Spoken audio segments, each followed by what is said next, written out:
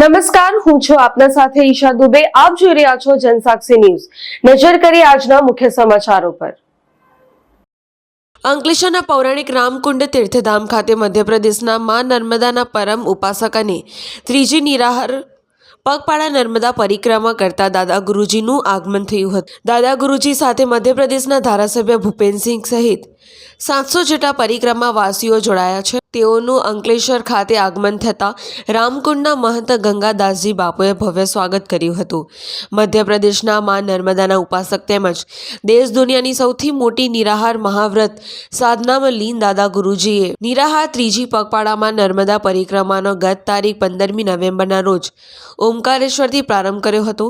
દાદા ગુરુજી સહિત ધારાસભ્ય ભૂપેન્દ્રસિંહ સાથે 700 જેટલા અનુયાયીઓના કાફલો રામકુંડ તીર્થધામ ખાતે આવી પહોંચતા રામકુંડના મહંત ગંગાદાસજી બાપુએ તેમનું ભવ્ય સ્વાગત કર્યું હતું અને દાદા ગુરુજીએ રામકુંડ ખાતે રાત્રિ રોકાણ કર્યું હતું.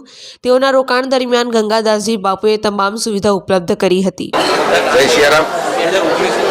નર્મદા ખંડના વિશ્વ પિતામાં એવા દાદા ગુરુ શ્રી નર્મદા મૈયાની પરિક્રમા કરી રહ્યા છે અને 700 માણસનો સંઘ લઈને પૂજ્ય દાદા ગુરુ આજે આપણા અંકલેશ્વર તીર્થ રામકુંડ પર પૂરા અંકલેશ્વરને પાવન કર્યું.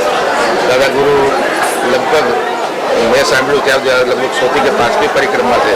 કેવલ 24 કલાકમાં નર્મદા જળ એક જ ગ્લાસ પાણી પીવે, ન આહાર ન ફલાહાર.